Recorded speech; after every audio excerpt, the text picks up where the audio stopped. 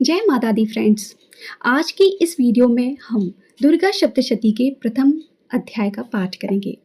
प्रथम अध्याय में मेधा ऋषि का राजा सुरथ और समाधि को भगवती की महिमा बताते हुए मधुकैटभ वध का प्रसंग सुनाया गया है।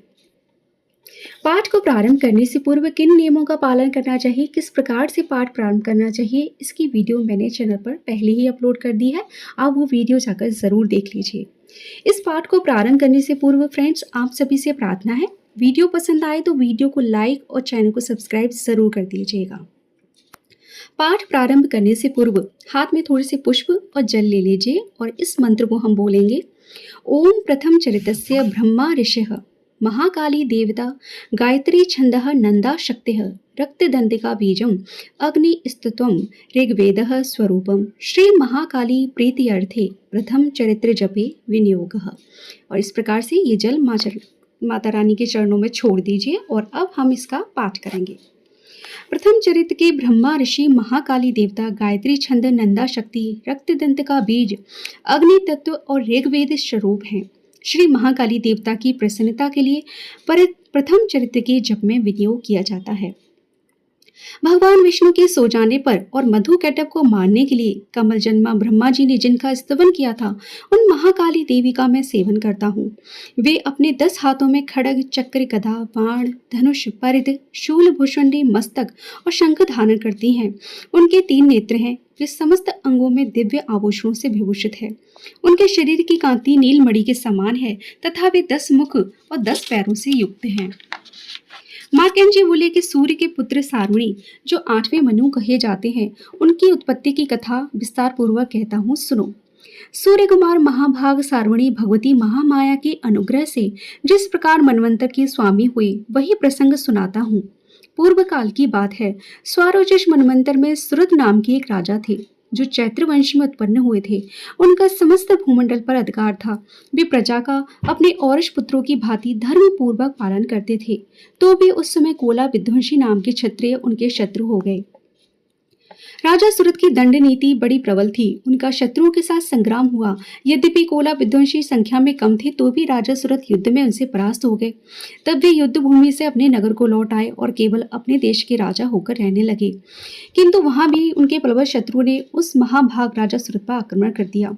राजा का बल क्षीण हो चला था, इसलिए उनके दुष्ट बलवान एवं दुरात्मा मंत्रियों ने वहां उनकी राजधानी में भी राजकीय सेना और खजाने को हथिया लिया। सुरथ का प्रभुत्व नष्ट हो चुका था, इसलिए वे शिकार खेलने के बहाने घोड़े पर सवार होकर वहां से अकेले ही जंगल में चले गए। वहां पर उन्होंने विप्रवर मेघा मुनि का आश्रम देखा, जहां पर कितने ही हिंसक जीव परम शांत भाव से रहते थे। मुनि के बहुत से शिष्य उस वन की शोभा बढ़ा रहे थे। वहां जाने पर मुनि ने उन्होंने सत्कार किया और वे उन मुनि श्रेष्ठ के आश्रम पर इधर उधर विचरते हुए कुछ काल तक रखे। फिर ममता से आकृष्ट चित्त होकर वहां इस प्रकार चिंता करने लगे कि पूर्व काल में मेरे पूर्वजों ने जिसका पालन किया था, वही नगर आज मुझसे रहित है। पता नहीं मेरे दुराचारी भृत्यगण उसकी धर्म पूर्वक रक्षा करते हैं या नहीं। जो सदा मद की वर्षा करने वाला और शूरवीर था, वह मेरा प्रधान हाथी अब शत्रुओं के अधीन होकर ना जाने किन किन भोगों को भोगता होगा। जो लोग मेरी कृपा धन और भोजन पाने से सदा मेरे पीछे पीछे चलते थे, वे निश्चय ही अब दूसरे राजाओं का अनुसरण करते होंगे। उन अपव्ययी लोगों के द्वारा सदा खर्च होते रहने के कारण अत्यंत कष्ट से जमा किया हुआ मेरा वह खजाना खाली हो जाएगा। ये तथा और भी कई बातें राजा सुरथ निरंतर सोचते रहते थे। एक दिन उन्होंने वहां विप्रवर मेघा के आश्रम के निकट एक वैश्य को देखा और उससे पूछा कि भाई तुम कौन हो और यहाँ आने का तुम्हारा कारण क्या है? तुम क्यों शोकग्रस्त और अनमने से दिखाई देते हो? राजा सुरथ का यह वचन सुनकर वैश्य ने विनीत भाव से उन्हें प्रणाम करके कहा। वैश्य बोला, राजन, मैं धनियों के कुल में उत्पन्न एक वैश्य हूँ। मेरा नाम समाधि है। मेरे दुष्ट स्त्री पुत्रों ने धन के लोभ में मुझे घर से बाहर निकाल दिया है। मैं इस समय धन स्त्री और पुत्रों से वंचित हूँ।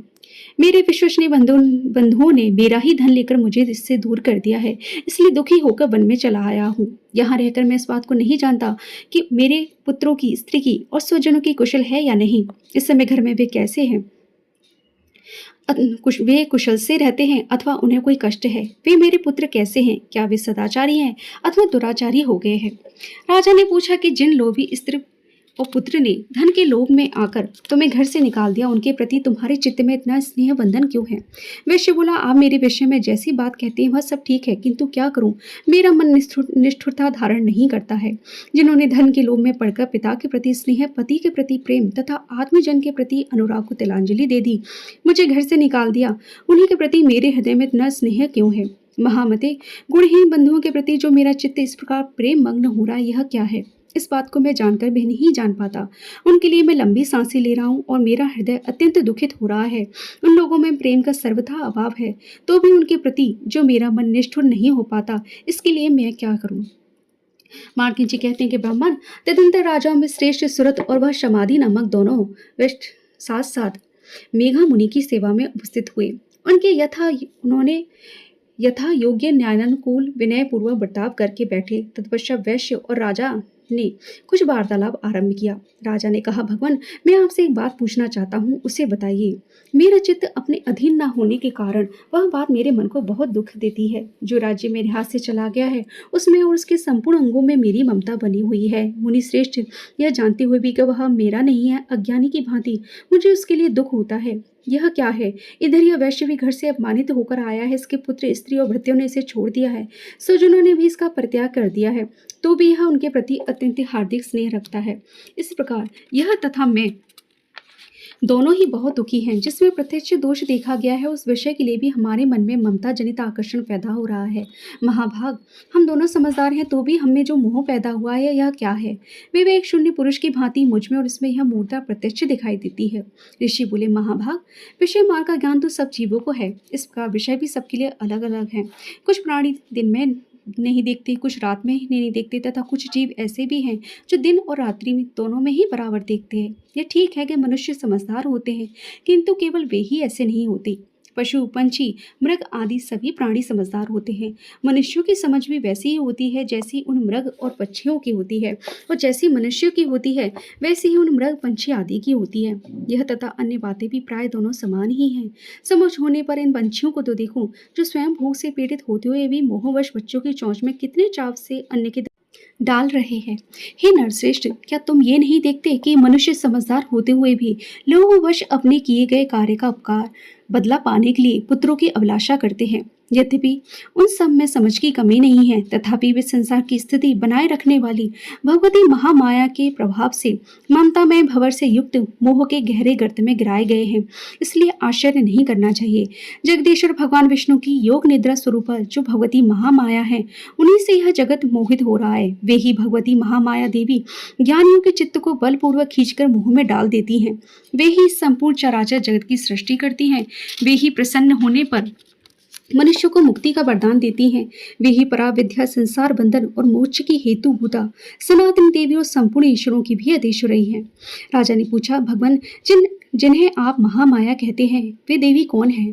ब्राह्मण, उनका अविवाह कैसे हुआ तथा उनके चरित्र कौन कौन है? ब्रह्मवेताओं में श्रेष्ठ महर्षि उन देवी का जैसा प्रभाव हो, जैसा स्वरूप हो और जिस प्रकार प्रादुर्भाव हुआ हो, वह सब मैं आपके मुख से सुनना चाहता हूँ। ऋषि बोले, राजन, वास्तव में तो वे देवी नित्य स्वरूपा ही हैं। संपूर्ण जगत उन्हीं का रूप है और उन्होंने समस्त विश्व को व्याप्त कर रखा है। तथापि उनका प्राकट्य अनेक प्रकार से होता है, वह मुझसे सुनो। यद्यपि वह नित्य और अजन्मा है, तथापि जब देवताओं का कार्य सिद्ध करने के लिए प्रकट होती हैं, उस समय उस लोक में उत्पन्न हुई कहलाती हैं। कल्प के अंत में जब संपूर्ण जगत जल में निमग्न हो रहा था, उस समय सबके प्रभु भगवान विष्णु शेषनाग की सैया बिछाकर योग निद्रा का आश्रय लेकर सो रहे थे। उस समय उनके कानों के मैल से दो भयंकर असुर उत्पन्न हुए, जो मधु और कैटव के नाम से विख्यात थे। वे दोनों ब्रह्मा जी का वध करने को तैयार हो गए। भगवान विष्णु के नाभि कमल में विराजमान प्रजापति ब्रह्मा जी ने जब उन दोनों भयानक असुरों को अपने पास आया और भगवान को सोया हुआ देखा, तब एकाग्रचित होकर उन्होंने भगवान विष्णु को जगाने के लिए उनके नेत्रों में निवास करने वाली योग निद्रा का स्तवन किया, जो इस विश्व की अधीश्वरी, जगत को धारण करने वाली, संसार का पालन और संहार करने वाली तेज स्वरूप भगवान विष्णु की अनुपम शक्ति है। उन्हीं भगवती निद्रा देवी की भगवान ब्रह्मा स्तुति करने लगे। ब्रह्मा जी ने कहा कि देवी, तुम ही स्वाहा, तुम ही स्वधा और तुम ही वषटकार हो। स्वर भी तुम्हारी ही स्वरूप है। तुम ही जीवनदायिनी सुधा हो। नित्य अक्षर प्रणव में अकार, उकार, मकार इन तीन मात्राओं के रूप में तुम ही स्थित हो। तथा इन 3 मात्राओं के अतिरिक्त जो बिंदु रूपा नित्य अर्ध मात्रा है जिसका विशेष रूप से उच्चारण नहीं किया जा सकता, वह भी तुम ही हो। देवी तुम ही संध्या, सावित्री और परम जननी हो। देवी तुम ही इस विश्व ब्रह्मांड को धारण करती हो। तुमसे ही जगत की सृष्टि होती है, तुम ही से इसका पालन होता है और सदा तुम ही कल्प के अंत में सबको अपना ग्रास बना लेती हो। जगन्यमयी देवी, इस जगत की उत्पत्ति के समय तुम सृष्टि रूपा हो, पालन काल में स्थिति रूपा तथा कल्पांत के समय संहार रूप धारण करने वाली हो। तुम ही महाविद्या, महामाया, महामेधा, महास्मृति, महामोह रूपा महादेवी और महासुरी हो। तुम ही तीनों गुणों को उत्पन्न करने वाली सबकी प्रकृति हो। भयंकर कालरात्रि, महारात्रि और मोहरात्रि भी तुम ही हो। तुम ही श्री, तुम ही ईश्वरी, तुम ही ह्रीम और तुम ही बोध स्वरूपा बुद्धि हो। लज्जा, पुष्टि, तुष्टि, शांति और क्षमा भी तुम ही हो। तुम खड़ग धारणी, शूल धारणी, घोर रूपा तथा गदा, चक्र, शंख और धनुष धारण करने वाली हो। बाण, भशुंडी और परिध ये तुम्हारे अस्त्र हैं। तुम सौम्य और सौम्यतर हो। इतना ही नहीं, जितने भी सौम्य एवं सुंदर पदार्थ हैं उन सब की अपेक्षा तुम अत्यधिक सुंदरी हो। पर और अपर सबसे परे रहने वाली परमेश्वरी तुम ही हो। सर्व स्वरूपे देवी, कहीं भी सत असत रूप में जो कुछ भी वस्तुएं हैं और उन सब की जो शक्ति है वह तुम ही हो। ऐसी अवस्था में तुम्हारी स्तुति क्या हो सकती है। जो इस जगत की सृष्टि, पालन और संहार करते हैं उन भगवान विष्णु को भी तुमने ये योग निद्रा के अधीन कर दिया है, तब तुम्हारी स्तुति करने में यहाँ कौन समर्थ हो सकता है। मुझको, भगवान शंकर को तथा भगवान विष्णु को भी तुमने ही शरीर धारण कराया है, अतः तुम्हारी स्तुति करने की शक्ति किसमें है। देवी तुम तो अपने इन उदार प्रभावों से प्रशंसित हो। ये जो दोनों दुर्दोष असुर मधु और कैटव हैं, इनको मोह में डाल दो और भगवान जगदीश्वर विष्णु को शीघ्र ही जगा दो। साथ ही इनके भीतर इन दोनों महान असुरों को मार डालने की बुद्धि भी उत्पन्न कर दो। ऋषि कहते हैं कि राजन, जब ब्रह्मा जी ने वहां मधु और कैटव को मारने के उद्देश्य से भगवान विष्णु को जगाने के लिए तमोगुण की अधिष्ठात्री देवी योग निद्रा की इस प्रकार स्तुति की, तब वे भगवान के नेत्र, मुख, नशिका, बाहु, हृदय और वक्ष स्थल से निकलकर अव्यक्त जन्मा ब्रह्मा जी की दृष्टि के समक्ष खड़ी हो गई। योग निद्रा से मुक्त होने पर जगत के स्वामी भगवान जनार्दन उस जल में शेषनाग की सैया से जाग उठे। फिर उन्होंने उन दोनों असुरों को देखा। वे दुरात्मा मधु और कैटव अत्यंत बलवान तथा पराक्रमी थे और क्रोध से लाल आंखें हुए ब्रह्मा जी को खा जाने के लिए उद्योग कर रहे थे। तब भगवान श्री हरि ने उठकर उन दोनों के साथ 5000 वर्षों तक केवल बाहु युद्ध किया। वे दोनों भी अत्यंत बल के कारण उन्मत्त हो रहे थे। इधर महामाया ने भी उन्हें मुंह में डाल रखा था, इसलिए वे भगवान विष्णु से कहने लगे, हम तुम्हारी वीरता से संतुष्ट हैं, तुम हम लोगों से कोई वर मांगो। श्री भगवान बोले, यदि तुम दोनों मुझ पर प्रसन्न हो तो अब मेरे हाथ से मारे जाओ। बस इतना सा ही वर मैंने मांगा है, यहाँ दूसरे किसी वर से क्या लेना है। ऋषि कहते हैं, इस प्रकार धोखे में आ जाने पर जब उन्होंने संपूर्ण जगत में जल ही जल देखा, तब कमल नयन भगवान से कहा कि जहाँ पृथ्वी जल में डूबी हुई ना हो, जहाँ सूखा स्थान हो, वही हमारा वध करो। ऋषि कहते हैं, तब तथास्तु कहकर शंख, चक्र और गदा धारण करने वाले भगवान ने उन दोनों के मस्तक अपनी जांघ पर रखकर चक्र से काट डाले। इस प्रकार ये देवी महामाया ब्रह्मा जी की स्तुति करने पर स्वयं प्रकट हुई थी। अब पुनः तुम मुझसे इनके प्रभाव का वर्णन सुनो। इस प्रकार श्री मार्कंडेय पुराण में सार्वणिक मनवंतर की कथा के अंतर्गत देवी महात्म्य में मधु कैटव वध नामक पहला अध्याय पूरा हुआ। बोलो भगवती दुर्गा देवी जगत जननी जगदम्बा की जय।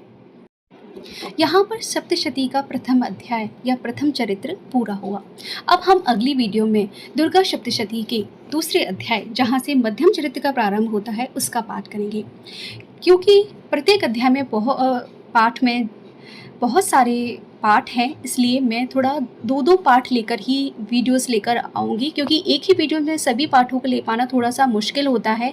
मध्यम चरित्र में 3 पाठ दिए गए हैं, महिषासुर का वध है इसमें, इसलिए दो पाठ की वीडियोस ही मैं लेकर आऊँगी। तो आप वो वीडियोस इन नवरात्रों में ज़रूर सुनिएगा। जिन भी साधकों के पास सप्तशती को पढ़ने का समय नहीं है, वो इस प्रकार से भी वीडियो को देख सकते हैं, सुन सकते हैं और इसका लाभ उठा सकते हैं। तो जितना हो सके नवरात्रि में माता का भजन और ध्यान हमें अवश्य ही करना चाहिए, माध्यम चाहे जो भी हो। फ्रेंड्स, आज की ये वीडियो यदि पसंद आई है तो प्लीज़ इस वीडियो को लाइक कर दीजिए, ज़्यादा से ज़्यादा इसे शेयर ज़रूर कीजिए। चैनल पर अगर आप पहली बार आए हैं तो प्लीज़ इस चैनल को सब्सक्राइब कर दीजिए। आपने इस वीडियो को एंड तक देखा, उसके लिए आप सबका बहुत बहुत धन्यवाद। जय माता दी फ्रेंड्स।